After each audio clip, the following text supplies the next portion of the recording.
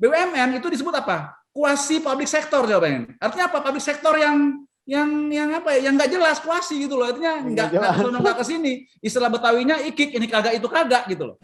Tadi itu karena tidak transparannya tata rekrutmen para profesional yang ingin ditempatkan di BUMN. Tidak transparan di situ, lobby-lobby yang terjadi. Jadi bukan semata-mata di Kementerian BUMN, tetapi di lobby-lobby hotel gitu loh. Yang menentukan penempatan gitu loh.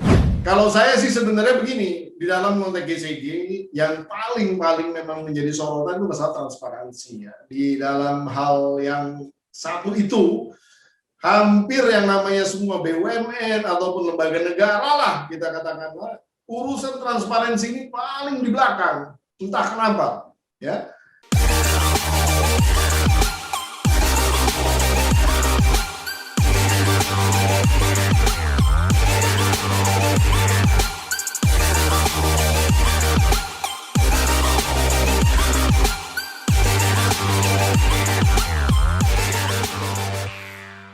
Oke, Assalamualaikum warahmatullahi wabarakatuh. Berjumpa lagi dengan saya, Ari Purwanto, pemimpin redaksi Kedai Pena dalam acara podcast Kedai Pena, PHD Corner. Untuk tema kita kali ini, kita membahas soal profesionalitas BUMN di tengah pandemi COVID-19. Seperti kita ketahui, BUMN selama ini dijadikan sebagai, dalam tanda kutip, sapi perah yang kemudian bisa diarahkan ke kepentingan politik. Tapi di tengah pandemi, apakah pola-pola seperti itu masih ada atau tidak? Kita sudah terhubung dengan para narasumber yang berkaitan langsung dengan BUMN. Pertama ada narasumber tetap kita, Bang Pumpida Hidayatullah, Ketua Umum Organisasi Kesejahteraan Rakyat. Apa kabar Bang Pumpida? Baik, Alhamdulillah. Assalamualaikum warahmatullahi wabarakatuh. Salam sehat semuanya ya. Ya, siap Bang. Abang, gimana kesibukannya di tengah pandemi, Bang? Apakah masih juga aktif, Bang? Justru tambah sibuk ya, macam-macam soalnya kan, mengantisipasi berbagai macam serangan-serangan COVID, tapi juga harus cari duit juga ya, jadi tambah lebih sibuk lah. Ya. Tapi tetap sehat ya, Bang ya, di tengah pandemi, karena dengan sehat. Kalau Pak Rama sama Pak Ismet masih senyum seperti itu, saya juga alhamdulillah sehat-sehat saja ya. Nah, untuk yang kedua kita ada Bang Rama Pratama, baru saja diangkat sebagai anggota Dewan Komisaris PT Telkom Satelit, anak usaha PT Telkom ya Bang Rama ya Bang ya. Apa kabar Bang Rama? Baik, Alhamdulillah. Assalamualaikum warahmatullahi wabarakatuh. Kawan-kawan semua, terima kasih sudah diundang nih ke Kedai Pena. Siap, Assalamualaikum Bang. Ngeri juga nih di PhD corner ya. Kalau corner itu kalau ditinju itu cornering itu kita dipojokkan ke sudut ring ini. Jangan-jangan ini mau mojokin para dokter ke sudut ring ini sama Pumpida ini. Aduh. Iya Bang, pokoknya kita bicara yang real-real aja lah Bang. Kalau kata Abang tadi kan kita bukan di akuarium ya Bang ya, di dunia nyata. Maka kemudian kita akan membedah bagaimana profesionalitas BUMN di dalam dunia nyata, bukan dalam dunia yang dalam akuarium Bang. Nah, yang terakhir ada Bang Ismet Hasan Putro, Bang. Dia juga bekas komisaris dari BUMN PT RNI. Apa kabar Bang Ismet Hasan Putro? Alhamdulillah baik. Baik ya Bang ya. Gimana kesehatan? Saya dengar sebelumnya. Bisa di situ. Kenapa Bang?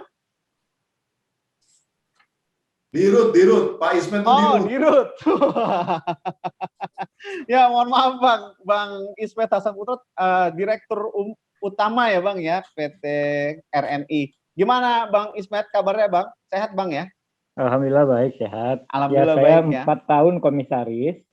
Jadi sebelum dirut 4 tahun komisaris dulu. Kemudian setelah itu diangkat sebagai dirut selama 3 tahun 8 bulan. 3 tahun 8 bulan ya Bang. Gimana pencapaiannya Bang selama di RNI Bang? Ya, legasinya apa aja nih Bang nih? Sudah lupa tuh. Sudah lupa. Bang Ismet sekarang berarti beraktivitas lebih banyak di mana Bang?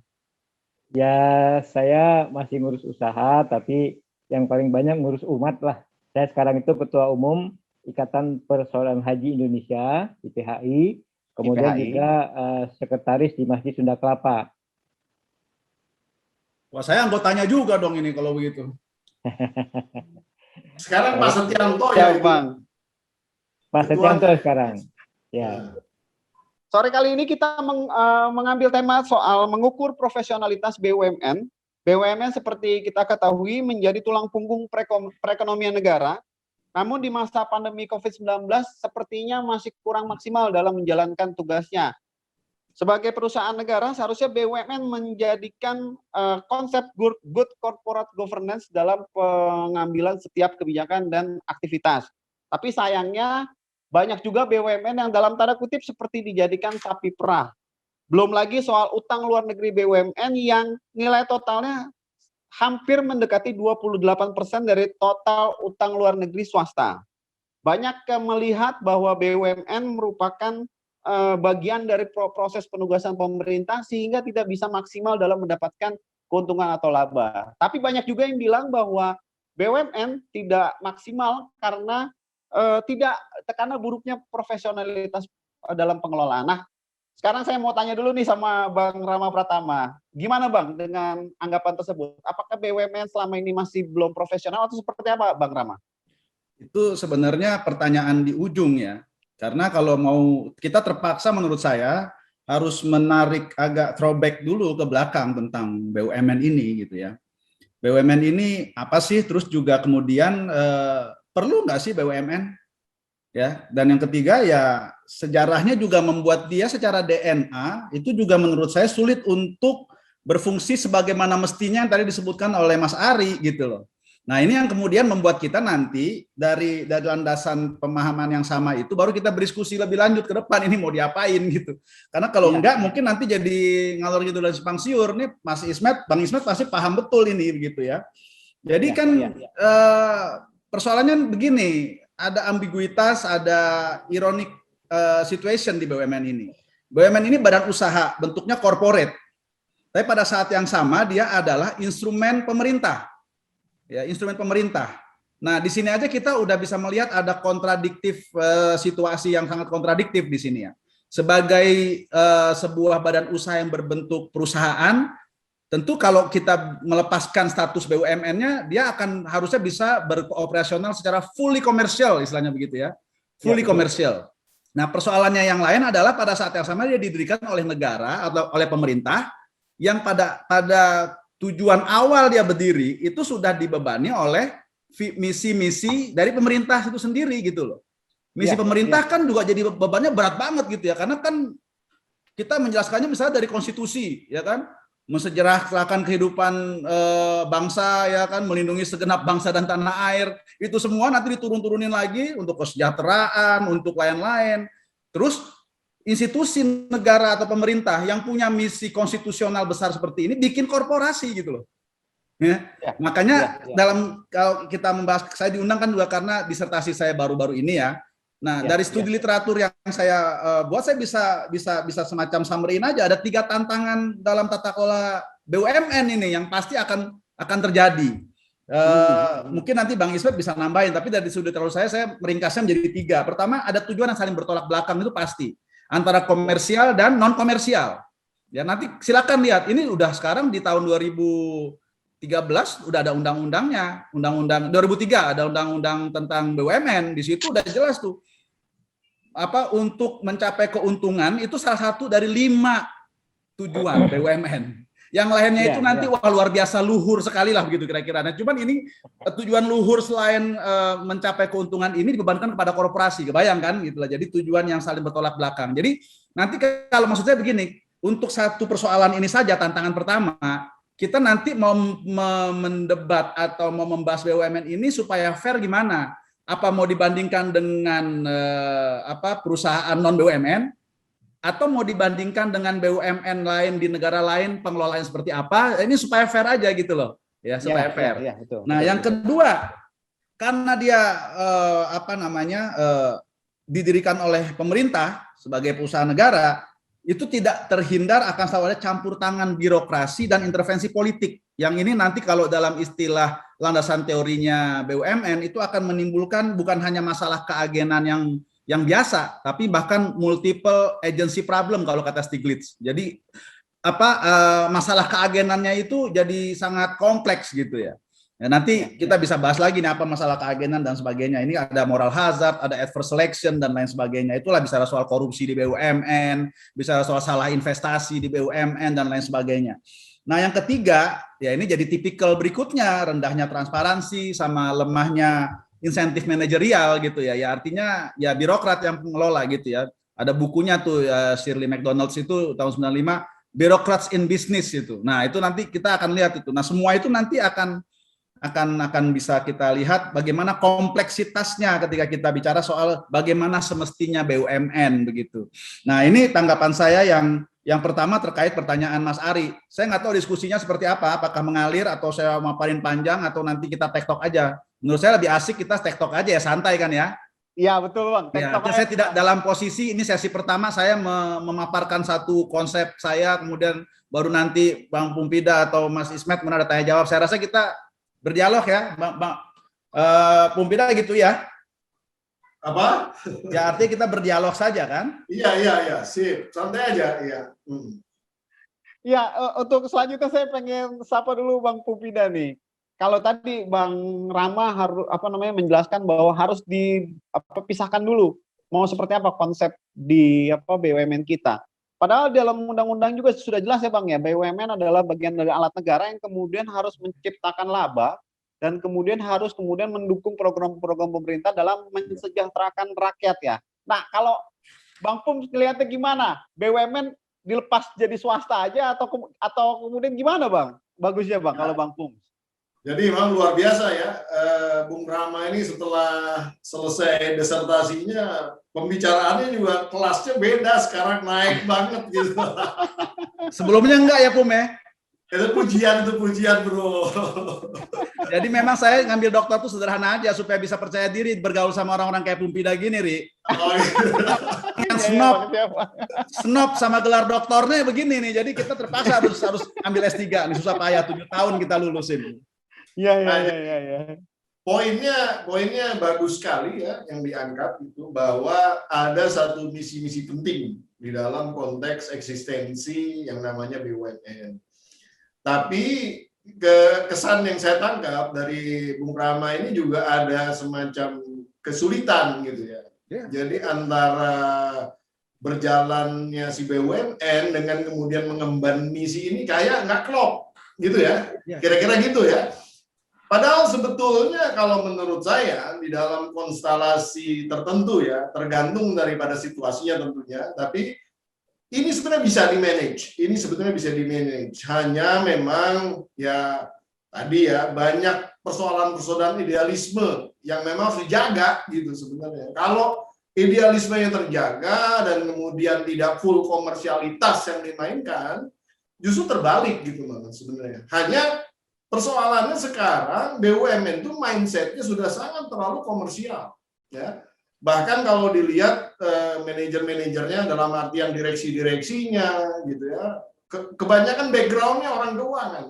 Ini mohon maaf, saya tidak antipati terhadap orang keuangan, tapi orang keuangan cenderung untuk kemudian melihat angka ketimbang melihat basis sesuatu yang kemudian realistis, gitu ya. Itu yang saya tangkap itu, sehingga kadang-kadang yang dia kejar adalah seolah-olah profit dengan angka yang paling gede gitu. Padahal sebenarnya di dalam konstelasi itu, kalau katakanlah suatu proyeknya tidak sustainable, wah ini bahaya.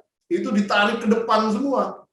Artinya nanti suatu saat percepatan untuk habisnya resources-nya lebih cepat gitu. Nah ini nih yang menurut saya harus ada semacam ya, in the end of the day gitu, ini kan masalah penyelenggaraan negara ya. Jadi mau nggak mau, yang orang-orang yang terpilih di dalam proses menjadi direksi atau menjadi komisaris ya memang harus orang-orang idealis. 2 orang di depan saya ini yang sekarang menjabat Pak Rama dan yang mantan ini dua-duanya idealis. Saya yakin banget mereka sebenarnya bisa gitu. Nah di sini sebenarnya selain punya mindset profesional, tapi juga idealisme ini yang harus bareng gitu. Jadi misi-misi itu tidak akan sulit untuk bisa dicapai sebetulnya. Kecuali ya memang sekarang titipannya udah macam-macam, pesanannya udah macam-macam, kepentingan udah macam-macam. ya kepentingan katakanlah 2024 udah ada di situ gitu kan. Ya. Ya kan? Nah, ini jadi persoalan itu sendiri gitu. Jadi gesekan-gesekannya kepentingan di situ semua. Jadi ya kalau saya ya boleh dikata ya kalau ke apa namanya bukan pesimisme lah istilahnya dari pemikirannya Bung Rama yang tadi memang kelihatan jadi berat ya itu sebenarnya karena ya seleksinya itu sembarangan tadi. Jadi sebetulnya pentingnya pengelolaan BUMN oleh sumber daya manusia yang beradab gitu ya, istilah saya sih beradab itu penting sekali. Itu yang message saya yang pertama. Nanti mungkin kita bisa diskusi lebih lanjut. Oke, saya ke Bang Ismet Hasan Putro. Tadi banyak titipan yang disampaikan oleh Bang Pungsbida. Nah, bagaimana kemudian Bang Ismet Hasan Putro selama kemudian bertugas di RNI, apakah memang ada Bang hal-hal seperti itu atau cuma sekedar angin lalu nih Bang? Silakan Bang Ismet. Terima kasih. Pertama saya senang bisa silaturahmi baik dengan Pompida ataupun juga dengan Rama. Dua-duanya orang hebat. Saya pengagum Rama ketika dia menjadi aktivis UI. Sekarang enggak lagi ya Bang? Sekarang saya kagum karena Anda bakal calon Menteri BUMN kayaknya. Kalau bisa 2 besar PKS, Anda pasti yakin Menteri BUMN Anda. Ya. Saya dipecat dari PKS Bang. Oh, dipecat itu kan soal formalitas kan. Lebih politik kan masih jalan. Begini, yang disampaikan Rama tadi memang sangat ideal. Walaupun Rama juga mengakui ada anomali di BUMN. Juga yang disampaikan oleh Pompida tadi. Saya pertama kali bersentuhan dengan BUMN itu ketika oleh Pak Sugiharto almarhum diminta untuk menjadi Komite Kebijakan Publik di Kementerian BUMN bersama Faisal Basri, Pak Adil Hasan, Mas Ahmad Daniri, Pak Hari Ali, dan beberapa orang lain dah. Kemudian juga ada Pak Wakil Rektor UI 1, kalau saya lupa namanya itu. Kami ada 7 orang waktu itu diminta oleh Pak Sugiharto untuk berkontribusi terkait dengan tata kelola BUMN. Idealisasi memang bisa kita sampaikan pada saat menjadi Komite Kebijakan Publik. Tapi begitu masuk ke begitu masuk ke BUMN sebagai komisaris, di situ jebakan-jebakan mulai terjadi. Jebakan-jebakan Bang ya? Ya. Jebakan-jebakan yang saya ingin istilahkan begini. Antara idealisme sebagai aktivis ya, dengan realitas bisnis BUMN dengan quote and quote tarik-menarik kepentingan politik itu merupakan sesuatu yang faktual terjadi di BUMN. Saya menyaksikan sendiri, mendengar banyak sekali keluhan dari direksi ataupun juga bahkan komisaris di anak perusahaan terkait dengan tarik-menarik kepentingan. Karena Mas Rama, saya ingin sampaikan begini, saya pada saat melompat sedikit menjabat diangkat sebagai dirut di RNI, hanya dalam waktu 3 bulan saya memberhentikan 30 komisaris dan 28 direksi di anak perusahaan. Saya ganti dengan orang-orang baru yang lebih fresh, lebih segar, dan lebih istilahnya itu bersih. Tidak ngentitan. Ngentitan itu artinya suka bahasa Jawa itu apa sih? Ngentit itu kayak korupsi lah gitu ya. Nah, kenapa saya berani memecat mereka? Karena saya pada saat komisaris saya tahu persis watak dan kelakuan mereka gitu loh. Sehingga saya berani dan mereka tidak bereaksi. Tetapi saya agak sedikit kaget pada saat saya sempat membongkar kasus permintaan 30.000 ton gula RNI untuk CSR salah satu partai yang berkuasa pada saat itu. Nah, saya lawan. Kemudian saya dipanggil lah oleh DPR Komisi 6, diadili saya di situ selama 4,5 jam oleh 52 orang anggota DPR. Padahal waktu itu ada sekitar 40 orang direksi BUMN, termasuk dirut, tapi yang ditembak habis mulai dari semua jenis binatang ada di situ, hanya saya. Selama 4 jam itu. Sampai kemudian saya diusir dari ruangan itu. Saya ingin menggambarkan begini Mas Rama dan juga Mas Pompida, bahwa ternyata bukan hanya di BUMN-nya, di anak perusahaan BUMN pun intervensi politik itu sangat nyata dan benar-benar kuat. Karena apa? Karena ternyata sekali lagi saya ingin sampaikan bahwa 30 orang yang saya pecat itu termasuk direktur dan komisaris itu adalah orang-orang cantolan politik. Nah, pelampiasannya pada saat saya diadili di Komisi 6 itu gitu. Pelampiasannya di sana. Gitu. Nah, jadi saya ingin mencoba mengkorelasikan antara yang tadi Mas Rama teorikan tentang idealisasi BUMN dengan apa misinya BUMN dengan real day-to-day praktek di BUMN. RNI kebetulan itu adalah perusahaan yang dari sisi omset cukup lumayan, itu perputarannya sekitar rata-rata 10 sampai 12 triliun dalam 1 tahun perputaran bisnisnya. Core bisnisnya dia ada 9 pabrik gula, ada 1 pabrik CPO, 3 pabrik CPO kebun sawit, kemudian juga ada kebun teh, ada pabrik farmasi Papros yang sekarang sudah dijual ke Kimia Farma, kemudian juga ada anak perusahaan trading, ada perusahaan latex untuk sarung tangan, dan juga ada perusahaan kondom yang diekspor ke banyak negara. Kemudian juga ada beberapa perusahaan lain yang cabangnya hampir di 380 kabupaten kota ada. Nah, dari situ saya melihat bahwa RNI ini sangat strategis. Namun sekali lagi, Mas Rama dan juga Mas Rompida, ternyata dalam penempatan-penempatan itu, sekper saya itu tidak pernah bisa lepas dari istilahnya itu titipan-titipan partai politik untuk menempatkan orang, bahkan sampai ke kepala cabang itu tidak bisa luput dari tarik-menarik itu. Apa yang saya ingin gambarkan di sini secara faktual, Mas Rama dan juga Mas Rompida, bahwa agak sulit kalau masih dalam kondisi dan juga istilahnya itu pola politik dan ekonomi kita masih seperti ini, melepaskan BUMN dari jebakan kepentingan partai politik. Sebenarnya saya tidak tidak antipati dengan partai politik ya.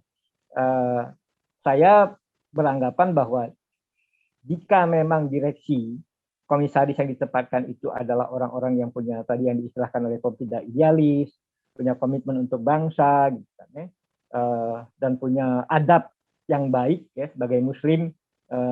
Kita paham adab itu kan berarti kan menjaga rezeki yang halal kan gitu kan ya, tidak menghalalkan segala cara. Maka sebenarnya kita sudah bisa ikut menjaga BUMN untuk tidak menjadi ladang bancakan. Nah, saya mengatakan bahwa BUMN sebagai satu entitas bisnis tentu benar seperti kata tadi yang disampaikan oleh Rama dan juga Mas Rompida bahwa dia tetap dituntut untuk cari keuntungan sebagai upaya untuk berkontribusi bagi pencapaian APBN, ya kan, pendapatan negara. Namun kalau kita cermati akhir-akhir ini idealisasi tentang BUMN itu menjadi semakin surut antara PMN dengan capaian labanya tidak sebanding. Bahkan lebih banyak sekarang BUMN yang merugi. Mengapa? Karena tadi itu antara apa yang diidealkan oleh Undang-Undang BUMN, apa tadi yang disampaikan oleh Dr. BUMN Rama Pratama itu tidak connect, gitu. Tidak connect dengan realitas. Saya kira Mas Rama tahu bahwa akhir-akhir ini BUMN kita tidak lagi diisi oleh orang-orang yang kompeten dalam bidang korporasi. Saya tidak anti penempatan oleh partai politik. Selagi pihak-pihak itu memang profesional, kompeten, ya monggo saja gitu. Karena di banyak negara pun BUMN tidak steril dari partai politik. Siapa bilang Temasek itu steril dari partai politik? Tidak. Temasek itu sangat diwarnai oleh kepentingan politiknya keluarga Lee Kuan Yew. Omong kosong kalau dikatakan tidak ada. Demikian juga Temasek oleh Yumno kan gitu kan. Jadi saya mengatakan bahwa partai politik kalau ingin menempatkan figur di BUMN sah saja gitu. Selagi itu memang orang yang istilahnya diusulkan itu yang direkomendasi itu adalah orang-orang yang memang punya kompetensi profesional dan punya adab untuk menjaga agar BUMN itu menjadi tetap milik bangsa, bukan menjadi kepentingan pribadi untuk memperkaya diri gitu. Nah, saya ingin mengatakan pada kesempatan ini bahwa BUMN itu, Mas Rama, bukan harus ideal di dataran teori, tetapi harus pada tataran praksisnya. Kebijakan dari Menteri BUMN, dalam hal ini menjadi wakil dari Presiden, itulah yang menentukan arah BUMN. Jadi seideal apapun undang-undang BUMN yang dilahirkan oleh pemerintah bersama DPR, akan nothing ketika Presiden dan Menteri BUMN-nya punya kepentingan yang berbeda dengan idealisasi dari undang-undang BUMN atau idealisasi dari banyak pihak yang berkeinginan agar BUMN itu bisa menjadi perusahaan yang sehat, menguntungkan bagi negara, bisa berkontribusi untuk kesejahteraan rakyat, dan bisa menyerap tenaga kerja. Itu kan idealisasi tentang BUMN. Saya kira itu mungkin sebagai tahapan awal dari. Bang Ismet, tadi Abang bilang harus ada sinkronisasi antara Presiden sebagai dan Menteri BUMN sebagai perwakilan dari Presiden. Bagaimana dengan Menteri BUMN kita yang sekarang, Pak Erick Thohir? Apakah sudah sesuai dengan semangat Presiden Joko Widodo dalam kemudian menjadikan BUMN sebagai alat untuk mensejahterakan rakyat dan juga mencari keuntungan? Dalam beberapa kali kesempatan, Pak Erick Thohir bahkan kemudian sudah mendapatkan kewenangan dari Presiden Jokowi untuk menggabungkan dan melikuidasi perusahaan BUMN. Wewenang ini bahkan tertuang dalam Kepres nomor 40 tahun 2020 tentang pembentukan tim percepatan restrukturisasi BUMN. Bagaimana Bang Ismet melihat hal ini? Ya, saya tidak menyaksikan kompetensi Erick ya sebagai Menteri BUMN. Dia sangat kompeten dan sangat mempunyai jam terbang yang tinggi terkait dengan tata kelola korporasi. Tetapi sekali lagi bahwa korporasi swasta dengan BUMN itu berbeda. Berbeda sekali. Sangat amat berbeda. Apalagi jika kita kaitkan dengan keberadaan Kementerian BUMN. Kementerian BUMN itu bukan entitas bisnis. Itu alat birokrasi. Yang parameter di dalam memanage korporasi BUMN itu tidak sama dengan kita yang ada di swasta. Sangat berbeda. Mereka tidak paham bisnis terkadang gitu loh. Tetapi mereka bisa menjadi asisten deputi atau deputi yang menentukan cocok atau tidak pas tidaknya orang untuk menjadi direksi atau komisaris di BUMN. Jadi kalau kita mau bicara tentang orientasi perubahan ke depan tentang BUMN, yang harus dirubah dulu adalah seperti yang diizinkan oleh Tanri Abeng, meniadakan Kementerian BUMN. Kalaupun Kementerian BUMN ingin ada, maka dia harus diisi oleh pihak-pihak atau figur-figur seperti dulu BPPN ya kalau nggak salah ya, badan yang mengelola aset-aset negara itu ya. Zaman kita krisis ekonomi kan? Itu jadi para profesional atau entrepreneur yang memang paham korporasi gitu loh. Hanya memang kalau BPPN kan banyak malingnya kan gitu kan. Nah dalam konteks ke depan mungkin orang-orang yang menjadi pengelola lembaga yang akan memanage BUMN itu adalah orang-orang yang punya kompetensi, punya idealisme, punya jejak rekam. Saya senang Rama sekarang sudah menjadi komisaris karena itu bisa menjadi jejak nanti untuk bukan hanya komisaris tapi kalau bisa direksi agar bisa istilahnya itu menyelami betul budaya bisnis di BUMN sebelum nanti menjadi menteri BUMN kan. Nah, kemudian juga yang penting bahwa kita tetap harus membangun istilah saya itu sinergi silaturahmi dengan Komisi 6. Karena Komisi 6 kan sebagai atau yang merasa sebagai pemegang saham utama kan dari Kementerian BUMN dan dari BUMN gitu loh. Mereka merasa punya hak untuk memecat, mengusulkan gitu kan ya, sehingga itu tidak bisa ditafikan. Oleh karena itu tadi saya ingin sampaikan bahwa apa yang tadi disinggung oleh Mas Rama di awal pembicaraan tadi, kemudian juga oleh Mas Pompida tentang idealisme tata kelola BUMN dan juga harapan-harapan BUMN yang sebenarnya diharapkan oleh bangsa ini, itu akan sulit dicapai kalau masih ada pembelenggu dari BUMN, yaitu Kementerian BUMN. Akan sulit. Nah, dia harus dikelola oleh bukan birokrasi, tapi oleh semacam lembaga konsultan gitu kan, tapi yang parameternya jelas gitu. Misalkan begini deh, bagaimana mungkin seorang mantan PNS ya diangkat menjadi dirut, padahal dia tidak punya jejak terbang untuk menjadi dirut, gitu, untuk menjadi direksi di satu korporasi. Biasa jadi pelaksana, sekarang jadi pemimpin gitu Bang ya. Ya, pasti jet lag ya Bang ya. Kesulitan gitu, sangat kesulitan gitu. Dan itu di banyak tempat gitu. Kenapa? Karena tadi itu parameter Kementerian BUMN adalah orang yang dekat dengan Kementerian BUMN, orang yang bisa bersinergi dengan Kementerian BUMN gitu. Tanpa ada jam terbang. Bang, kalau aku underline yang Abang lihat adalah bagaimana kapasitas seseorang ya Bang ya. Bagaimana kemudian integritas, bagaimana kapasitasnya, kapabilitasnya. Nah, apakah selama ini proses yang dilalui oleh seorang calon komisaris atau direksi itu sudah mumpuni atau seperti apa, Bang? Masalahnya di mana, Bang, sehingga kita tidak bisa mendapatkan orang-orang yang kapabel, Bang? Tadi itu karena tidak transparannya tata rekrutmen para profesional yang ingin ditempatkan di BUMN. Tidak transparan di situ, lobby-lobby yang terjadi. Jadi bukan semata-mata di Kementerian BUMN, tetapi di lobby-lobby hotel gitu loh. Yang menentukan penempatan gitu loh. Atau di di ruang-ruang sidang DPR. Nah, hal ini yang kemudian menimbulkan ada jet lag antara idealisme yang dibayangkan oleh tadi Mas Rama dan juga Mas Pompida tentang profesional yang pas untuk BUMN. Karena begini, idealisasi segala rancangan terkait dengan BUMN akan menjadi nothing ketika figur yang ditempatkan itu seseorang yang nothing gitu loh. Itu yang saya katakan. Itu ya Bang ya. Berarti saya harus konfirmasi nih ke Bang Rama Pratama.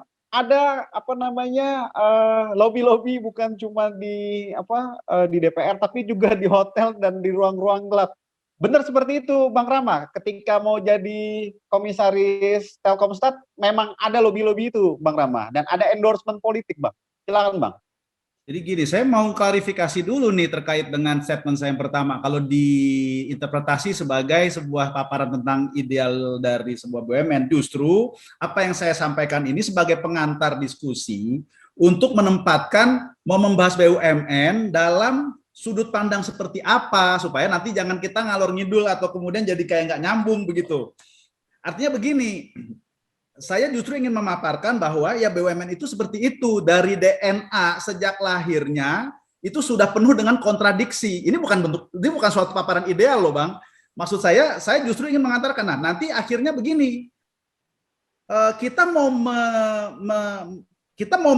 membebani BUMN dengan KPI atau indikator keberhasilan seperti apa? Yang fair kemudian gitu loh. Maksud saya supaya bisa fair, lebih fair, bukan lebih ideal, malah di disertasi saya bukan ingin membawa ke ideal, karena nggak mungkin, justru saya ingin membuat ini menjadi lebih realistis. Artinya begini, BUMN mau dibuat supaya dia indikator keberhasilannya keuntungan.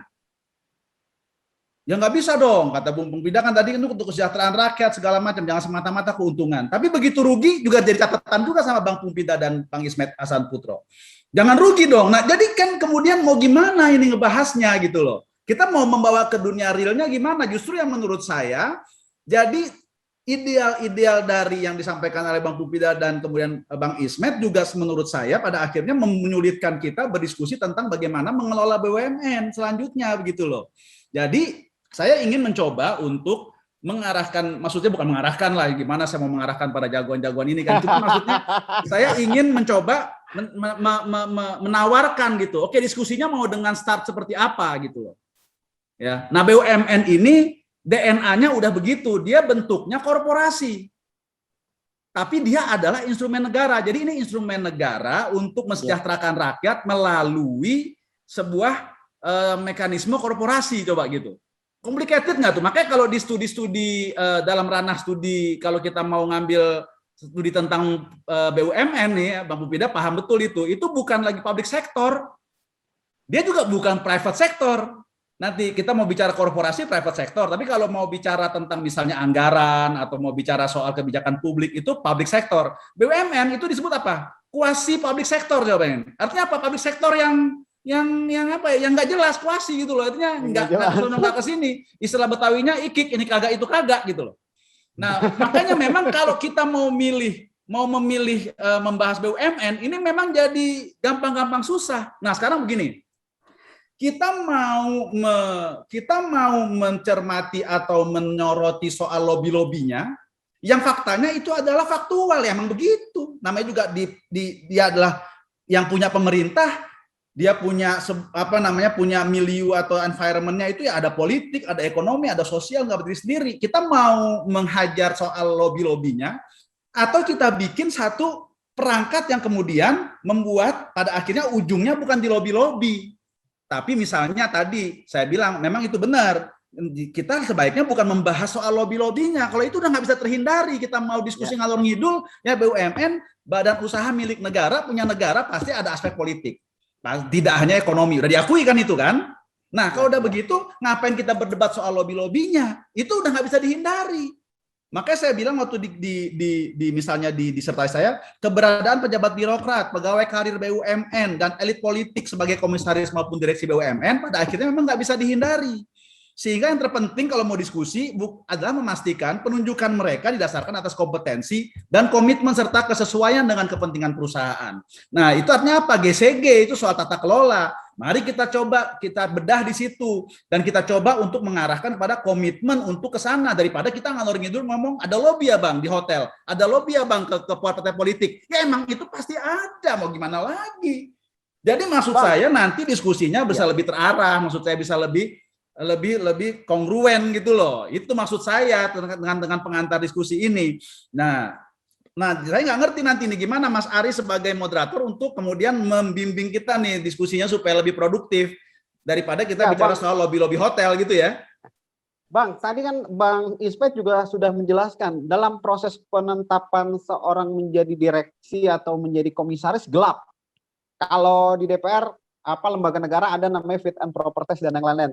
Nah, apakah fit and proper test di BUMN ini segelap yang dibayangkan oleh Bang Ismet, atau apa yang harus dilakukan atau harus dibuat badan khusus untuk kemudian menetapkan seseorang ini layak atau tidak layak untuk menjabat sebuah jabatan di BUMN, Bang? Oke, kita kembalikan lagi saja nanti. Kalau mau kita sepakat, kalau kita mau sepakat. Sebentar. Oh ya, oke. Boleh saya potong sebentar? Saya sepakat ya kita tidak terjebak dengan lobby-lobby. Saya sepakat itu. Kita lebih masuk ke substansi apa yang terbaik untuk BUMN. Kira-kira begitu kan? Nah, kalau misalkan tadi Rama sudah singgung tentang bahwa mestinya BUMN itu yang diutamakan adalah capaian bisnisnya gitu kan, atau GCG-nya atau KPI-nya kan gitu kan. Itu yang diharapkan bisa menjadi parameter tentang berhasil atau tidaknya dalam satu BUMN. Nah, saya ingin menyampaikan begini kepada forum ini. Saya lebih banyak pada fakta empirik ya, Mas Rama ya. Jadi saya tidak ingin terlalu pakai teori, tetapi pengalaman empirik saya ketika saya sebagai komisaris, saya hanya mengamati saja tata kelola korporasi oleh direksi. Yang faktanya saya coba sharing dengan teman-teman saya di banyak BUMN juga yang menjadi komisaris pada saat bersamaan, itu memang mohon maaf gitu pada masa saya komisaris itu memang tidak dianggap oleh direksi gitu loh. Di banyak BUMN tidak dianggap, hanya dicatat masukannya tapi dieksekusi tidak gitu loh. Baru kemudian ketika saya menjadi dirut, saya mengeksekusi apa yang menjadi cita-cita ideal saya di dalam tata kelola RNI pada waktu itu. Nah, saya ingin cerita sedikit lah, sekedar mengulang. Pada saat saya masuk sebagai direksi, posisi perusahaan dalam kerugian 320 miliar pada waktu itu. Tetapi alhamdulillah 9 bulan saya masuk, saya melakukan transformasi secara vulgar di RNI, kita bisa meraih laba 480 miliar hanya dalam waktu 9 bulan. Mengapa itu bisa terjadi? Pertama, saya merubah orientasi bisnis. Dulu RNI itu, Mas Rama dan juga Mas Pompida, gula produksinya itu dijual dalam bentuk bulk, dalam bentuk karungan, sehingga marginnya sangat amat tipis. Bahkan itu terkadang di ijon. Di ijon itu sebelum diproduksi sudah dijual kepada para pemilik modal. Yang itu biasanya mohon maaf pihak tertentu yang punya kekuasaan yang menentukan siapa yang kira-kira bisa menguasai gula RNI itu. Bukan hanya RNI, tapi semua gula di PTPN. Nah, itu saya rubah, Mas Rama. Jadi saya tidak mengharapkan dana dari para cukong yang menguasai BUMN, tetapi saya mengandalkan perbankan. Pada waktu itu saya melobi Pak siapa yang BRI yang ditangkap itu, Sofian Basir. Kemudian juga di RUT BNI, di RUT Mandiri untuk mengajukan permohonan kredit modal kerja agar produksi gula RNI tidak tergantung pada cukong. Alhamdulillah itu bisa. Alhamdulillah itu bisa dan itu dibantu, disupport sehingga akhirnya kami bisa memproduksi gula, menjual gula tanpa tersandera oleh kepentingan para cukong. Tetapi berhitung dengan menggunakan bunga perbankan. Nah, itu satu. Yang kedua, saya ingin sampaikan, saya juga pada saat bersamaan itu menjadikan seluruh anak perusahaan RNI dan juga karyawan-karyawannya menjadi sales untuk menjual gula hasil produksi RNI. Bahkan bukan hanya gula, tapi ada beberapa produk dari BUMN lain seperti teh, kopi, dan berbagai garam juga itu kita jual. Saya ingin menggambarkan begini, Pak Pompida dan juga Mas Rama, bahwa sebenarnya BUMN ini kalau dikelola dengan nawaitu yang baik, maka dia akan bisa menjadi besar. Bisa menjadi kekuatan yang signifikan untuk bangsa ini, untuk masyarakat. Dan juga untuk negara berkontribusi. Asal nawaitunya jelas. Sekarang begini deh, bayangkan Mas Rama, kalau misalkan gula kami tidak banyak, hanya 900.000 ton setahun. Sementara produksi gula RNI, gula BUMN itu ada 1,8 juta ton. Kalau semua itu dikelola oleh BUMN, tidak terjebak oleh para cukong, tapi disinergikan dengan bank BUMN, maka margin BUMN akan sangat besar. Itu baru satu sektor gula. Belum yang lainnya, belum sawit yang begitu besar luas produksinya. Tapi kan Mas Rama tahu sendiri, PTPN sangat merugi kan gitu kan. Sangat aneh gitu loh. Sangat aneh. Perusahaan swasta untung besar, tapi BUMN merugi triliunan gitu loh. Ada apa ini gitu loh. Belum bisnis-bisnis yang lain Mas Rama. Banyak sekali. Perusahaan batu bara kita, marginnya sangat tipis dibandingkan dengan swasta. Belum PLN, belum yang lain-lain. Apa yang saya ingin katakan Mas Rama? Kalau saja ya tata kelola BUMN itu berawal dari pemilihan figur-figur yang istilah saya itu punya komitmen pada bangsa, maka insya Allah BUMN kita bisa menjadi besar dan sesuai dengan harapan kita semua gitu. Tetapi di sini tadi itu kita bukan hidup di ruang hampa kan gitu kan. Kita hidup di kehidupan nyata yang realitasnya punya banyak kepentingan. Saya bisa maklum gitu. Saya juga tidak mengatakan bahwa ketika di RNI saya tidak istilahnya itu tidak bisa menutup mata dengan fakta-fakta dari berbagai pihak. Saya terkadang ada juga harus kompromi gitu. Mengapa? Kalau misalkan itu memang punya manfaat yang besar untuk untuk negara, ya saya nggak ada masalah berkompromi. Misalkan begini, saya tidak hanya sendiri menjual, tapi saya bagi dengan berdikari. Saya bagi dengan perusahaan perdagangan Indonesia. Itu nggak ada masalah. Saya berbagi untung gitu loh. Tetapi saya sangat anti ketika itu untuk menjual kepada, mohon maaf, cukong-cukong gitu loh. Cukong-cukong atau istilah sekarang itu oligarki gitu kan. Saya tidak mau gitu dengan segala pertarungan gitu, dengan segala pertaruhan. Nah, saya mengatakan kepada Mas Rama itu baru RNI yang bisnisnya sangat kecil dibandingkan dengan Bulog, dibandingkan dengan segala macam korporasi yang value bisnisnya triliunan gitu. Pertamina itu sangat luar biasa Mas Rama. Sangat luar biasa. Dan kita bisa menyaksikan misalkan tata kelola Pertamina itu tidak 100% untuk Pertamina, tapi banyak sekali bocoran-bocoran yang menikmati sekelompok oligarki gitu. Sampai hari ini, bahkan hari ini sangat amat parah gitu. Sangat amat parah Pertamina. Juga PLN. Bang Ismet, sudah menceritakan success story dia di RNI. Saya juga harus untuk berimbang, saya juga harus bertanya ke Bang Rama nih, apa yang akan dilakukan Bang Rama nih dalam kemudian meningkatkan laba dari Telkom Statbank. Bagaimana masukannya terhadap direksi dan apa yang harus dilakukan oleh direksi supaya value-nya meningkat, Bang? Silakan Bang Rama. Ya kalau ditanya bagaimana strategi saya, mendingan angkat saya jadi direksi ya. Tapi indikatornya kan gitu ya, Mas Ismet ya. Saya nggak bisa kalau komisaris, jadi salah posisi itu. Maksud saya begini, saya coba kembalikan dulu ya sebelum saya jawab yang itu ya. Jadi maksud saya begini, saya justru memang ingin mengatakan bahwa apa yang saya teliti ini justru bukan pada akhirnya membuat saya menjadi teoritik, tapi karena saya berdasarkan apa yang ada di lapangan. Sehingga saya ingin mengatakan bahwa ayo kita coba untuk menilai BUMN tidak dari sisi ideal. Idealnya gimana sih? Kalau saya idealnya, pertanyaannya adalah negara perlu berbisnis apa enggak? Nah itu. Nah kalau emang tidak perlu berbisnis, ya sebenarnya nggak perlu ada BUMN gitu loh. Nah tapi sekarang BUMN, ya BUMN ada. Karena nanti komplikasinya banyak lah gitu ya. Ya akhirnya ujung-ujungnya bikin susah kita sendiri juga, karena isunya pengelolaan lagi. Ya kan? Nah tapi sekarang udah ada nih BUMN, karena ada misi-misi dari pemerintah dan lain sebagainya. Nah, itulah yang membuat saya mengatakan, oke, mari kita nilai BUMN secara fair. Nah, dalam konteks ini maka saya juga mau bicarakan tadi tuh soal masalah holdingisasi atau restrukturisasi dan sebagainya. Itu sebenarnya sudah amanat dari apa yang mulai dijalankan oleh pemerintah sejak tahun 98 loh, semenjak ujung-ujung menjelang Soeharto turun itu tanpa Tanri Abeng sebagai Meneg BUMN. Itu sudah sebenarnya dari istilahnya itu dulu dikenal dengan master plan BUMN itu. Jadi master plan itu sebenarnya udah karena ada vakum lah ya sejak BUMN dinasionalisasi sejak zaman Soekarno itu, karena perusahaan Belanda menjadi BUMN.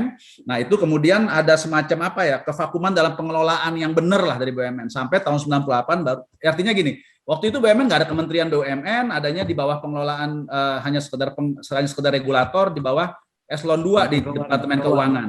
Ya kan? Nah, kemudian baru pada saat di ujung-ujung rezim Soeharto itu kemudian Tanri Abeng diangkat, mulai ada pengelolaan yang lebih serius tentang BUMN menjadi setingkat menteri. Di situ kemudian Tanri Abeng menyusun master plan BUMN yang di situ ada istilah pertama tentang holdingisasi sebagai ultimate goal-nya nanti dalam pengelolaan BUMN. Ya kan sebelumnya itu ada yang namanya profitisasi dulu, restrukturisasi, privatisasi, baru holdingisasi.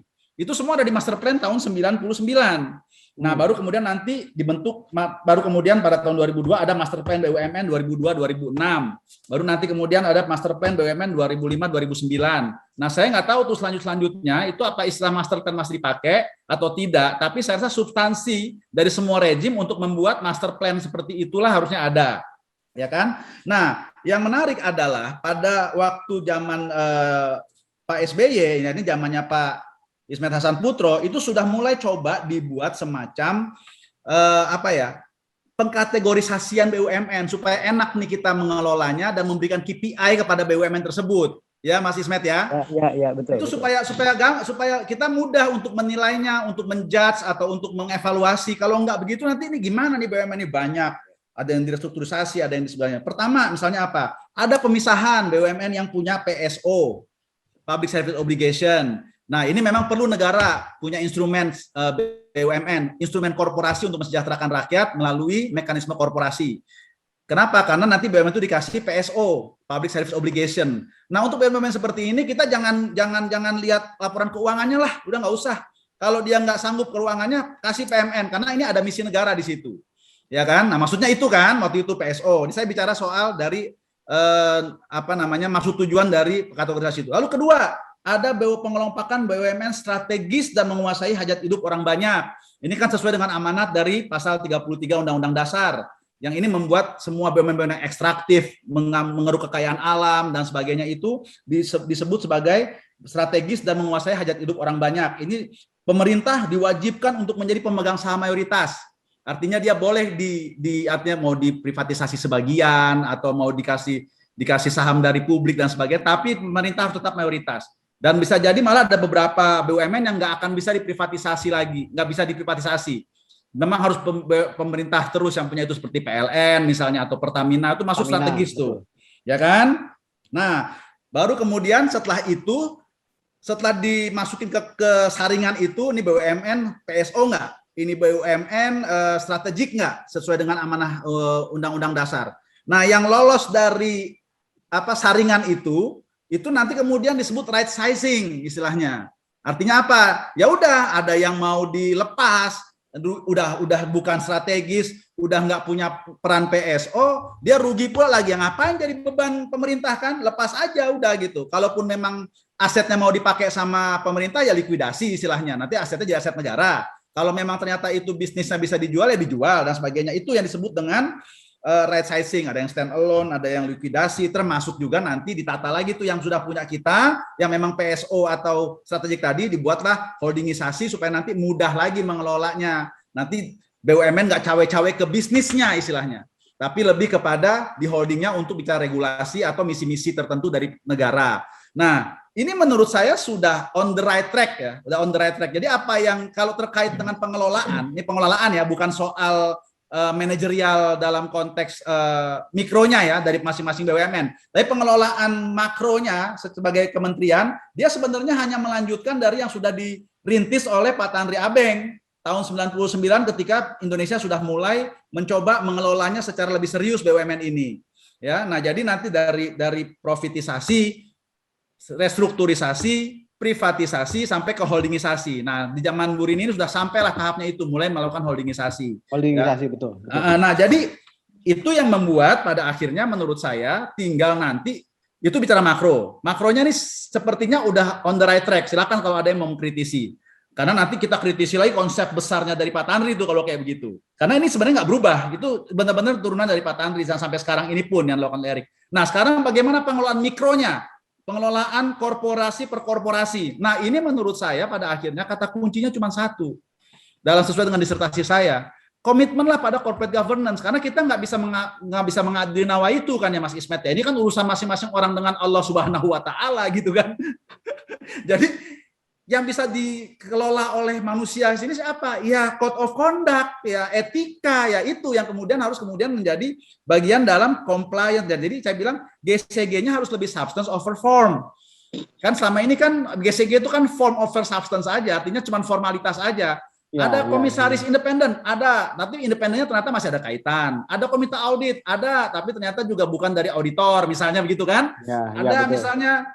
Ada komposisi, direkturnya juga jangan semuanya dari dalam, tapi ada outside director, ada, tapi ternyata juga nanti nggak ada kompetensi. Nah, jadi itu yang saya maksud, ke depan komitmenlah pada yang bisa diukur dalam konteks mikro nih ya.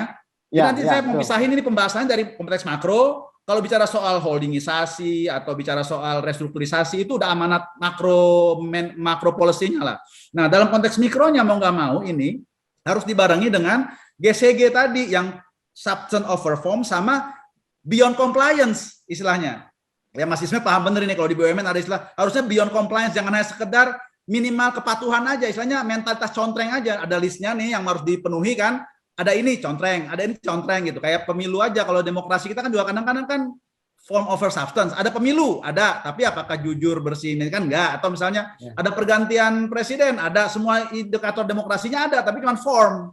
Bukan substance-nya. Substance demokrasi itu apa? Misalnya jujur atau apa kemudian terbuka, rahasia, terbuka gitu kan, atau misalnya transparan. Nah, kan di GCG itu apa sih sebenarnya? GCG itu prinsip-prinsipnya itu kan clear, itu universal kok semuanya itu. Itu yang kemudian menjadikan nawa itu tadi terkalkulasi gitu ya Mas Ismet ya. Kan nawa itunya harus terkalkulasi gitu ya. Betul, itu pakai universal principle dari GCG, apa itu? Transparansi, fairness, adil ya kan, kemudian juga apalagi dan lain sebagainya itu ya. Nah, itu yang menurut saya pada akhirnya jadi kesimpulan akhir dari apa yang saya riset itu adalah itu tadi, bahwa pada akhirnya pengelolaan mikronya itu adalah pada GCG tadi yang bisa mengukur pengelolaan yang lebih baik begitu loh. Nah, nanti strategi dan sebagainya. Ini semua kan masalah transparansi aja terkait dengan misalnya tadi nih. Bicara soal pemilihan direksi dan komisaris. Mau dia dari lobby, mau dia kader partai, mau dia dari profesional, mau apa, saringannya dong dibentuk. Dulu sempat ada itu yang namanya TPA, zaman Sugiharto ya. Pak Ismet ya. Itu kok nggak kedengeran lagi? Saya bilang gitu. Maksudnya begini, oke, ada talent pool katanya. Oke, Nah, bisa nggak kalaupun ada apapun namanya itulah, mau bentuknya TPA atau KT talent pool dan lain sebagainya itu, kalau konsepnya prinsip GCG, angkat dong ke publik. Sehingga kemudian publik nggak ujuk-ujuk misalnya toto kaget-kaget kok ada orang ini ya di BUMN baik sebagai komisaris. Nggak gelap ya Bang ya, harus terang ya Iya, Bang ya. itu kan tidak gelap, itu kan terkait GCG artinya transparansi namanya kan gitu. Ya. Jadi itu semua tuh kemana tuh? Jadi semua keresahan publik terkait dengan micromanajemen BUMN ini, terkait dengan pemilihan direksi, komisaris dan lain sebagainya, misalnya kebijakan-kebijakan strategis BUMN itu terjadi dari prinsip-prinsip GCG tadi, rekrutmen dari manajemen puncak mau komisaris mau direksi, ya itu tadi bawa dong ke publik. Jadi kan itu semacam wacana di publik. Ada lembaganya enggak, kasih ke lembaga ketiga misalnya, entah itu konsultan psikologi untuk mengetes dan lain sebagainya. Ya seperti kayak fit and proper semua badan-badan itulah. Mas Pumpida kan juga pernah kan waktu jadi BPJS kan sampai fit and proper terbuka loh itu waktu Pumpida. Ya. Dari mulai sekian orang, dasarnya ada, disaring, lulus sekian gitu. Tapi apakah Mas Pumpida lobby-lobby? Iya lobby-lobby lah. Gue tahu kalau lobbynya di hotel mana aja gue tahu. Ya kan? Ada, loong tuh. Sama partai siapa aja. Gue tahu kok gitu kan. Tapi bukan di situ poinnya. Tapi poinnya adalah pada prosesnya dan ada indikator-indikator yang clear. Sehingga pada akhirnya mau dia dari partai politik, mau dari Pumpida pada akhirnya yang lolos, semua orang kemudian merasa oke, ini dari sebuah proses mekanisme yang clear ya, gitu loh. Betul. Itu sebenarnya kalau mau gitu loh. Nah, itu aja dari saya terkait dengan pertanyaan tadi. Kalau soal Telkomsat ini saya bisa ngomong sampai jam 10 malam nanti kalau diperlukan. Ya, mudah-mudahan Bang Rama juga. Pertama, saya juga masih baru kan. Saya terhitung mulai tanggalnya TMT-nya tanggal 12 Juli kemarin, Mas Bang Ismet. Bulan. Ya, tapi yang kedua juga harus dipahami terkait komisaris. Kalau anak perusahaan itu sih nggak sampai cawe-cawenya menek BUMN sebenarnya. Itu lebih dari di kalangan direksi dan komisaris. Nah, jadi relatif mungkin tidak menjadi sorotan. Tapi kalau yang di BUMN ini yang menurut saya harus menjadi titik perhatian gitu ya. Terutama mungkin kalau komisaris oke lah.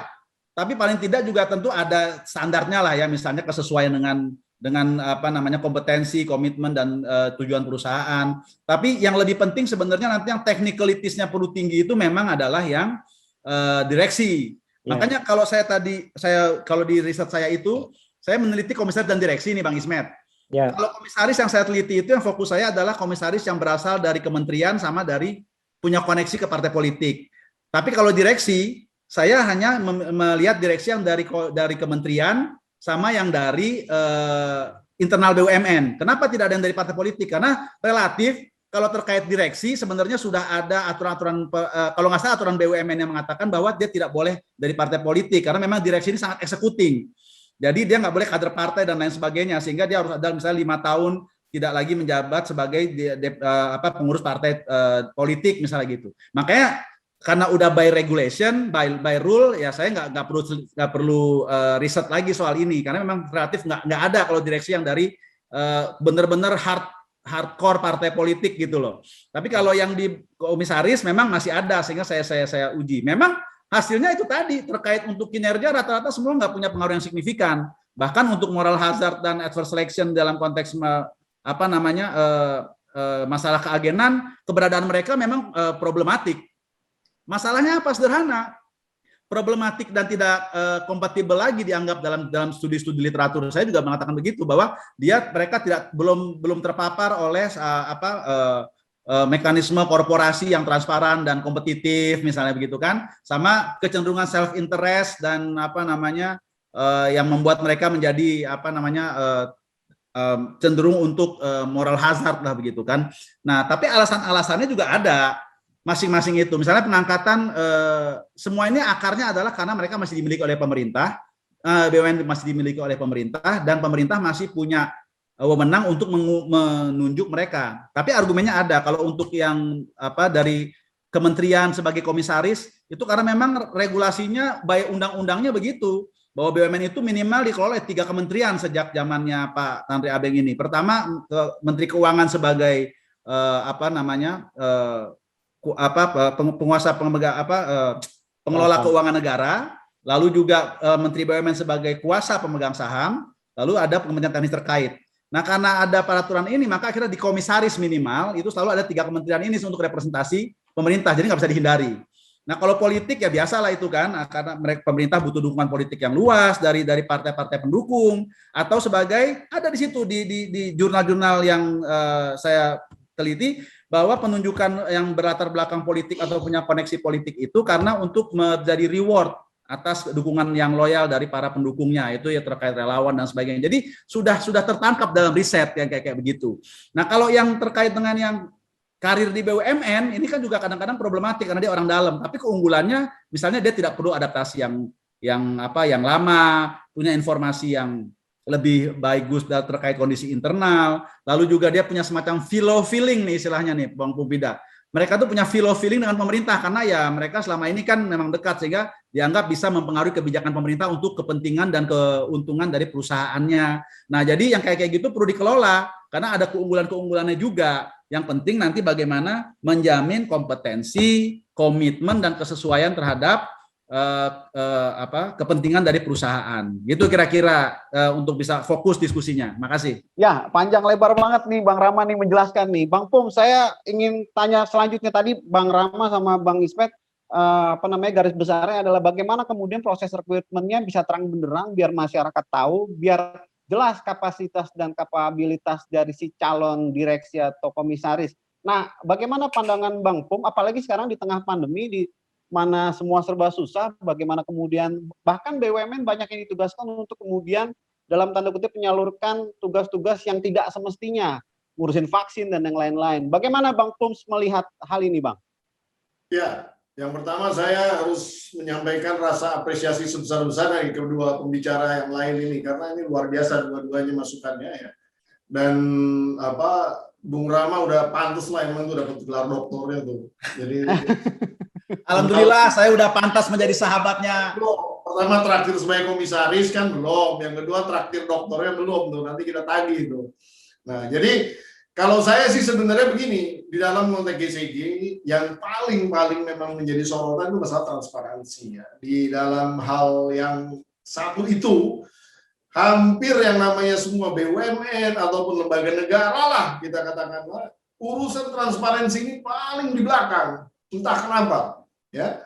Nah, masuk ke masalah rekrutmen tadi direksi atau komisaris pun itu bagian yang paling persoalannya transparansi tadi juga pada akhirnya gitu. Jadi itu memang harus nggak tahu ya. Ini sebenarnya kan harusnya disadari ya.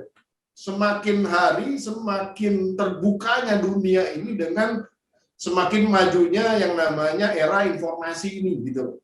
Jadi sebenarnya transparansi itu nggak bisa dibendung. Ya. Entah itu mau secara willingness-nya nanti keluar dari si entitas perusahaannya atau nanti di leaking, dibocorin sama orang dalam atau kemudian ada orang luar ngebaca, itu suatu saat akan cepat keluar. Nah, dengan semakin majunya tatanan ini, saya rasa apalagi dengan big data analytic dan lain-lain ini akan sebentar lagi udah semua terbuka lebar gitu. Jadi akhirnya pada dasarnya adalah orang-orang yang mempunyai basis keterbukaan gitu yang paling cocok sebenarnya, bukannya kompetensi tapi keterbukaan. Karena kalau saya selalu berkali-kali saya juga ngomong ya di BPJS ataupun juga di yang lain-lain, kalau orang itu tidak transparan itu cuma ada dua, satu dia mau maling kira-kira kan gitu, yang satu tidak kompeten paling itu gitu. Jadi kalau orang yang terbuka, dia mau dinilai, dia mau menyampaikan apa adanya, dia mau dikritik, rasanya nggak akan ada persoalan. Karena orang yang mau dikritik itu pasti dia akan push dirinya untuk ke limit-limit di mana dia mencapai prestasi secara cepat gitu. Jadi saya ngelihat memang poinnya udah sangat bagus apa yang disampaikan oleh teman-teman pembicara lainnya ini. Nah, tinggal itu tadi.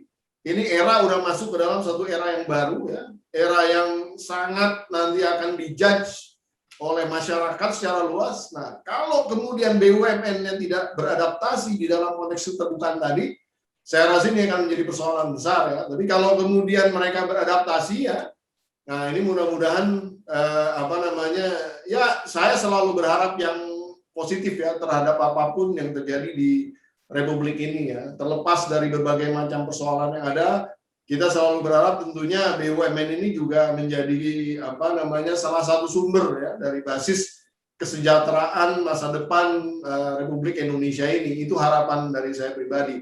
Nah, oleh karena itu saya ya istilahnya kalau Pak Ismet masih belum ada kegiatan lain, sebenarnya Pak Ismet jadi kerut lagi aja itu, jadi komisaris atau jadi Birut gitu kan, bilang sama Pak Erik gitu. Soalnya gini Pak Ismet, dulu itu di tahun awal tahun 2020 dibuka tuh pengumuman kan bahwa akan ada rekrutmen terbuka direksi sama komisaris. Banyak teman-teman saya masukin tuh. Mereka diuji, ada ujian ngisi-ngisi form dan lain-lain, habis itu ngilang. Nggak ada pemberitahuan mereka seperti apa, artinya maksudnya gagal atau lulus atau nilainya kurang, nggak ada gitu. Itu transparansi yang aneh sekali gitu kalau menurut saya di dalam konteks itu. Yang kedua juga saya dengar nih, mohon maaf nih, ini kritikan bagi semuanya. Lobby nggak ada masalah sih Pak Rama ya. Kita juga waktu itu saya dilobiin Pak Rama masuk ke fraksi PKS waktu itu. Jujur aja lah. Itu tapi kan bukan berarti kita lobby di dalam konteks membuat satu deal yang busuk atau buruk begitu. Kita melobi itu untuk menceritakan program kita. Kita berlobi itu menceritakan rencana kerja kita gitu kan, seperti itu. No problem di situ ya. Tapi jangan juga sekarang isinya lobby terus langsung ngasih amplop gitu loh maksud saya. Soalnya kedengarannya ada nih, masih ada praktek-praktek seperti itu gitu ya. Jadi amplopnya ada isinya ya Pak Rama ya. bukan di situ ya Bang ya sebenarnya. Kosong sih ngapain gitu. Dan ini amplopnya tebel-tebel sekarang. Bahkan katanya udah nggak jadi amplop, udah jadi koper, udah jadi ini kan bahaya gitu loh maksud saya. Nah ini maksudnya yang harapan saya ke depan ini. Saya sih ya istilahnya kalau kita berniat untuk melakukan satu istilahnya gebrakan atau achievement yang baik, nah caranya untuk mencapai ke sana juga harus baik. Karena kalau enggak, ya sama aja dengan bohong, kita nggak akan pernah bisa baik di sini. Jalannya udah jadi salah kok, gitu kan? Bagaimana kita mau nyampe melewati Shirathul Mustaqim kalau kita nggak lewat Shirathul Mustaqimnya gitu? Itu aja sebenarnya, kira-kira begitu ya Pak Rama ya. Pak Ismet ya, betul lah kira-kira. Nah itu yang mungkin dari saya, Ri. Saya rasa saya nggak usah terlalu panjang lebar lagi nambahinnya. Masing-masing porsinya sangat cakep sekali itu tadi poin-poinnya, dan ya tinggal tadi saya tambahin di dalam konteks keterbukaan khusus, dan kemudian juga di dalam konteks yang era yang udah terbuka ini, ya gimana tuh kesediaannya. Soalnya banyak lembaga pemerintah belum siap untuk menjadi terbuka ya, bukannya BUMN saja, tapi seluruhnya gitu. Ini kritisi buat kita semua. Terima kasih. Ya, seperti Bung Hatta bilang, kalau kurang pintar masih bisa diperbaiki, tapi kalau kurang jujur udah susah Bang, nggak bisa diapa-apain lagi. Nah, saya sepakat dengan Bang Pumpida yang keterbukaan atau kejujuran itu sebagai sesuatu yang penting dalam pengelolaan termasuk BUMN. Nah, di akhir pembicaraan saya pengen minta closing statement dari Bang Ismet Hasan Putro, apa yang harus dilakukan oleh BUMN sehingga bisa transparan. Kalau tadi Bang Pum bilang ada yang transparan tapi setengah-setengah gitu. Apakah kita juga harus mencontoh mantan Gubernur DKI Jakarta, Basuki Cahayapurnama, di mana dia melelang semua jabatan yang berkaitan dengan kedinasan dan OPD? Apakah itu harus dilakukan atau seperti apa? Ada cara lain nggak Bang untuk kemudian menciptakan transparansi? Silakan Bang Ismet. Pertama bahwa tata kelola BUMN itu yang paling substansialnya ditentukan oleh bagaimana penempatan figur utama atau pimpinan yang akan mengendalikan BUMN itu. Ya. Tetapi ketika telah terpilih harus konsisten. Jangan sampai nanti pagi ditunjuk, sore dicopot lagi. Seperti pernah terjadi pada saat Direktur Kereta Api Indonesia. Ya kan? Pagi diangkat, sore dicopot. Besoknya diangkat lagi. Nah, ini kan tidak boleh terjadi. Bahkan baru 3 bulan diangkat, dicopot lagi.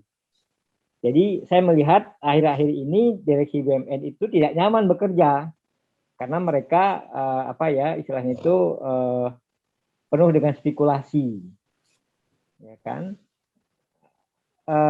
Saya nyaman pada saat zaman Pak Sugiarto karena beliau profesional. Beliau profesional sekali di dalam menempatkan komisaris ataupun direksi. Karena itu pola beliau itu saya pakai di RNI ketika saya memilih para direksi ataupun juga komisaris di anak perusahaan RNI. Saya menggunakan lembaga manajemen UI dan Daya Dimensi Indonesia DDI, perusahaan konsultan yang afiliasi dengan Amerika. Jadi saya gunakan dua ini untuk menseleksi calon direksi dan juga calon komisaris di RNI. Alhamdulillah hasilnya ya kinerjanya ya bisa meningkatkan capaian laba dan juga dampak kinerja dari RNI secara keseluruhan. Bagaimana saya katakan tadi, yang tadinya perusahaan merugi menjadi perusahaan yang laba besar. Nah, jadi saya bereksperimen yang paling kecil lah di RNI gitu. Nah, bayangkan kalau misalkan eksperimen yang seperti saya lakukan itu juga dilakukan oleh banyak teman-teman direksi atau pendiri di perusahaan-perusahaan yang lain. Ya kan? Jadi sekali lagi saya sepakat dengan tadi Mas Rama sampaikan, tidak cukup hanya nawaitu. Memang harus ada sistem. Nah, sistem yang saya pakai tadi itu transparan dengan melibatkan pihak ketiga.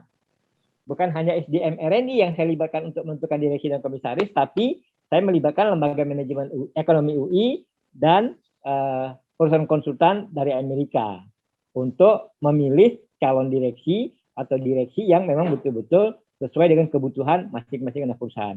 Bayangkan kalau pola itu dilakukan untuk seluruh BUMN yang besar. Tidak harus seluruh BUMN, tapi cukup dipilih BUMN yang strategis, yang punya added value untuk bangsa yang sangat signifikan, gitu. Ya kan?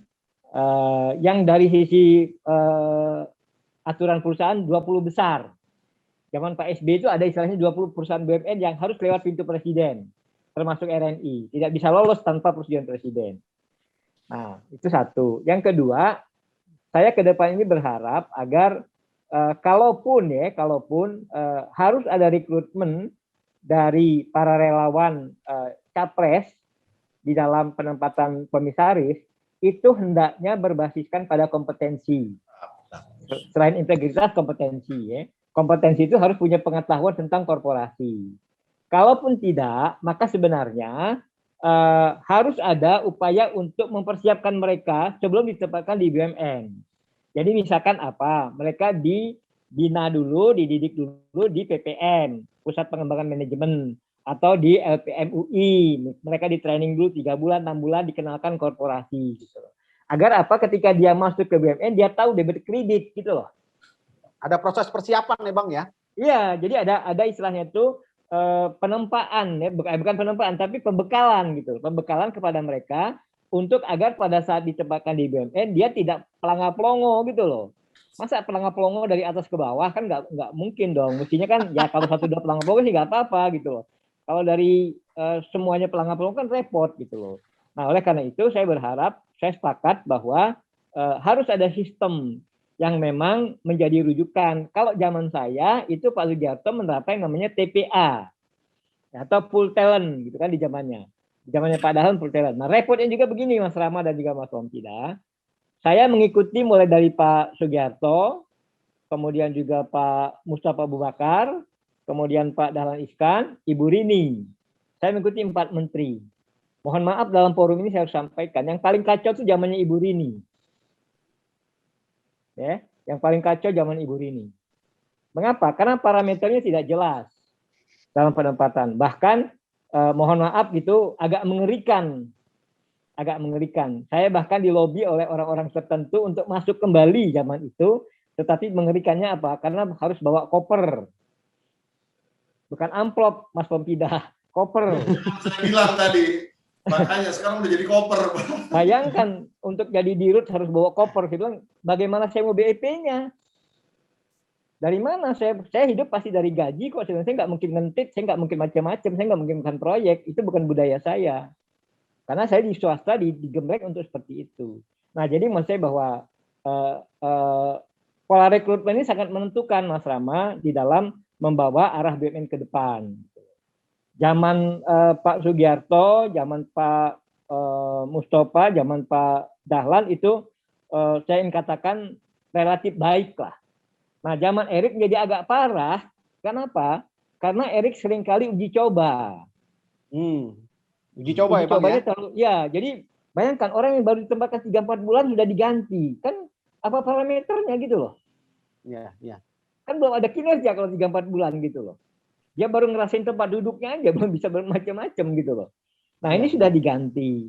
Nah, maksud saya bahwa kalau saja misalkan Erik ini dia tidak terbebani dengan pesanan-pesanan, dia betul-betul menggunakan pola yang pernah dilakukan oleh Pak Sugiharto dulu, itu dengan cara ada TPA atau ada full talent untuk menempatkan direksi dan komisaris, pasti akan lebih baik. Pasti Pak Erik akan lebih sukses.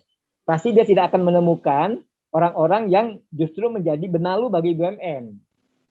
Nah, saya sepakat bahwa di dalam penempatan BUMN itu jangan menafikan orang dari dalam instrumen BUMN itu sendiri. Kenapa? Orang dari dalam itu penting untuk ditempatkan juga sebagai kelanjutan direksi. Kenapa? Karena mereka paling paham konstelasi dan kondisi objektif dari BUMN itu. Nah, seringkali penempatan yang sekarang dilakukan itu tidak lagi mementingkan orang dalam, dihabisin gitu loh. Diganti orang yang betul-betul dari luar, yang akibatnya gagap gitu loh. Dia membutuhkan waktu untuk adaptasi dengan BUMN-nya. Ini kan butuh waktu minimal 6 bulan 1 tahun, kan udah lambat gitu pergerakan BUMN-nya. Nah, 3 hal ini saya ingin sampaikan berdasarkan pengalaman empirik, berdasarkan fakta-fakta. Nah, kalau saya bicara secara idealis, maka saya mengatakan bahwa bagaimana BUMN itu akan berkembang dengan baik sangat tergantung visi presiden terkait dengan tata kelola BUMN. Itu kata kuncinya. Gitu. Kalau presidennya seorang yang paham bisnis, mengerti bisnis, atau dia punya visi bisnis, tidak harus paham bisnis, dia pasti akan bisa menjaga BUMN itu menjadi lebih baik. Itu kata kuncinya. Nah, baru kemudian diturunkan dengan policy dari Kementerian BUMN atau Menteri BUMN. Tetapi saya berharap sebenarnya ke depan itu tidak perlu lagi ada Kementerian BUMN. Saya lebih cenderung dia seperti idealnya dari Pak Santri Abeng dulu adalah Indonesia Incorporated gitu. Itu jauh lebih pas untuk tata kelola BUMN. Indonesia Incorporated ya Bang ya? Ya, jadi kalau misalkan BUMN nanti sudah diholdingisasi di beberapa titik ya, hanya tinggal mungkin 30, maka sebenarnya tidak perlu lagi kementerian. Ya, dia cukup menjadi perusahaan holding saja seperti Temasek gitu. Nah, itu akan jauh lebih efisien. Jadi parameter penempatan orang itu akan berbasiskan pada kompetensi dan juga pada integritas. Sehingga nanti bisa diberlakukan apa yang tadi yang pernah terjadi beberapa waktu yang lalu itu talent pool. Jadi orang itu ditempatkan di direksi betul-betul basisnya pada kompetensi, integritas, kinerja, parameternya. Kalaupun komisaris, ya itu oke lah. Misalkan orang dari Kementerian BUMN, dari Departemen Teknis, dari Departemen Keuangan, itu wajar-wajar saja lah. Atau dari tim sukses, nggak ada masalah buat saya kalau komisaris. Tapi jangan direksi gitu. Bahwa direksi itu mungkin hasil ya minum kopi antara kepentingan politik, kepentingan pemerintah, itu wajar-wajar saja. Itu tidak ada yang istilahnya dunia yang sepi dari hal-hal seperti itu. Saya tidak menafikan bahwa lobby itu pasti terjadi. Apalagi untuk jabatan strategis di BUMN. Saya kira itu dari saya. Ya, menarik Bang, tadi masukannya terhadap BUMN ketika holdingisasi sudah jalan hingga minimal 30 BUMN itu bisa kemudian membubarkan dalam tanda kutip Kementerian BUMN. Nah, saya ke Mas Rama sekaligus closing statement nyambung dengan omongannya Bang Pum, bagaimana kemudian menciptakan tata kelola BUMN yang transparan. Apakah tadi yang disampaikan oleh narasumber yang lainnya sudah pas atau ada tambahan lain, Bang Rama? Ya, jadi memang BUMN ini kita selesailah diskusi soal BUMN perlu atau tidak, tapi sekarang kita terima dia sebagai fakta politik dan ekonomi ya, di negara kita. Nah, dengan begitu maka kita akan bisa melihat bahwa BUMN ini memang masih strategis. Kenapa? Karena memang ini luar biasa. Dia memiliki bidang usaha yang luas. Terus juga menyerap tenaga kerja yang banyak. Udah gitu juga menguasai aset yang luar biasa besar gitu kan. Bayangin tuh. Nah, itu membuat memang nggak bisa nih dikelola sembarangan. Sayang banget. Terlalu banyak yang dikorbankan kalau sebuah institusi korporasi yang gabungan institusi korporasi sebesar itu yang bidang usahanya luas ya kan, menyerap banyak tenaga kerja dan menguasai aset yang luar biasa besar, kemudian dikelola secara sembarangan gitu kan. Nah ini yang membuat kita harus mulai berpikir untuk bagaimana melakukan pengelolaan BUMN yang lebih profesional. Nah, saya sebagai closing statement, saya mengatakan begini, sebenarnya pengawasan, sistem pengawasan dan pengendalian terhadap perusahaan itu, baik teorinya itu bisa dua, eksternal atau internal. Eksternal itu melalui pengawasan berbasis market based monitoring, yaitu melalui mekanisme pengawasan di pasar modal dan kompetisi yang kompetitif di sistem sebuah kompetisi yang kompetitif. Nah, yang kalau pengawasan internal itu adalah melalui penerapan tata kelola perusahaan yang baik yang dikenal dengan GCG secara universal. Nah, ini ternyata ada peran substitusi nih antara mekanisme tata kelola eksternal dengan internal. Di dalam literaturnya ini menarik nih. Ada proses substitusi. Jadi kalau ternyata mekanisme pengawasan eksternal yang dilakukan melalui mekanisme pengawasan di pasar modal dan adanya sistem kompetisi yang kompetitif di lapangan, maka kalau itu baik, maka sebenarnya tidak perlu diperlukan mekanisme pengawasan internal yang terlalu serius. Dia tetap bisa memperoleh kinerja yang baik melalui mekanisme tata kelola internal itu. Nah, demikian pula sebaliknya. Kalau mekanisme pengawasan berbasis pasar melalui pasar modal dan sistem kompetisi yang kompetitif itu tidak terjadi karena hambatan struktural ya, karena hambatan yang macam-macam maupun institusional, maka disitulah kemudian sangat relevan tata kelola internal berupa penerapan tata kelola perusahaan yang baik itu, termasuk juga board governance-nya nih ya, yang tadi Mas Ismet bilang itu kan board governance itu, tata kelola di level dewan komisaris dan direksi perusahaan. Nah, Indonesia bagaimana? Nah, Indonesia ini faktanya memang banyak literatur maupun pendapat para ahli yang mengatakan bahwa pengawasan market monitoringnya ini masih bermasalah, baik secara struktural maupun institusional, ya terkait pasar modal misalnya. Volumenya juga masih kecil ya kan, pengawasannya oleh lembaga pengawasannya juga nggak secanggih SEC gitu kan, seperti di Amerika, OJK dan sebagainya, masih ada kelemahan, harga saham masih digoreng-goreng gitu kan, masih ada ekspropriasi pemegang saham minoritas di situ dan lain sebagainya. Kompetisi juga untuk BUMN gimana mau kompetitif? Ada PMN kan, penempatan modal negara, ya kan, juga ada ya misalnya ada beberapa keistimewaan yang membuat dia dipandang tidak menerapkan kompetisi yang fair bagi perusahaan-perusahaan yang di luar BUMN. Nah, dalam monopoli kali Bang ya. Di mana market based monitoring itu tidak berjalan secara efektif karena permasalahan struktural maupun institusional, maka untuk Indonesia sangat relevan dan ini lebih bisa achievable ya, masih bisa lebih available dengan penerapan tata kelola perusahaan yang baik, terutama yang saya garis bawahi dalam riset saya, board governance, tata kelola dewan komisaris dan direksi di BUMN. Ini menjadi lebih relevan, tidak hanya bagi yang diprivatisasi tapi juga yang tidak diprivatisasi maupun juga semua perusahaan yang lain. Ini kalau itu semua dijalankan, maka relatif pada akhirnya yang diinginkan berupa kinerja performance yang lebih baik, ya kan? Akhirnya dia juga bisa mengemban misi-misi yang lain itu bisa tercapai. Itu saja yang bisa saya sampaikan terkait dengan ini, karena ada peran institusi yang menarik ini terkait mekanisme tata kelola internal dan eksternal. Yang relevan untuk Indonesia, menurut saya adalah pada penerapan tata kelola internal berupa penerapan GCG yang baik, terutama board governance-nya, karena ada persoalan dengan mekanisme pengawasan di pasar modal dan iklim kompetisi yang kompetitif yang belum bisa ideal di Indonesia. Terima kasih. Terima kasih Bang Rama Pratama, Bang Pung. Waktu dan tempat untuk closing statement bagaimana? Kemudian sebenarnya saya mau nanya lagi kepada Bang Pung nih. Bagaimana tadi Bang sudah jelaskan bagaimana teknis atau lebih detailnya Bang terhadap transparansi itu. Tadi ada yang menjelaskan bahwa pembentukan TPA dan yang lain-lain. Bagaimana Bang Pung? Ya, sebetulnya kalau dalam konteks ini ya sebetulnya dalam hal sekarang lebih mudah ya. Ya mau mekanisme TPA, mau itu mekanisme rekrutmen terbuka, diumumin aja. Karena kan semua orang sekarang bisa akses sistem pakai sistem informasi, asal mau aja. Jadi mau segala kegiatan mulai dari rekrutmen sampai kemudian aktivitas bisnisnya sekalipun juga dari waktu ke waktu secara real time bisa dibuka kok ke publik, tinggal masalah mau atau enggak sebetulnya. Termasuk itu basis daripada ini. Artinya begini maksud saya, kalau kita serius di dalam konteks transparansi tadi, bukan berarti telanjang ya, bukan berarti telanjang jadi kita nggak bisa. Kemudian kan ada juga yang menjadi resep-resep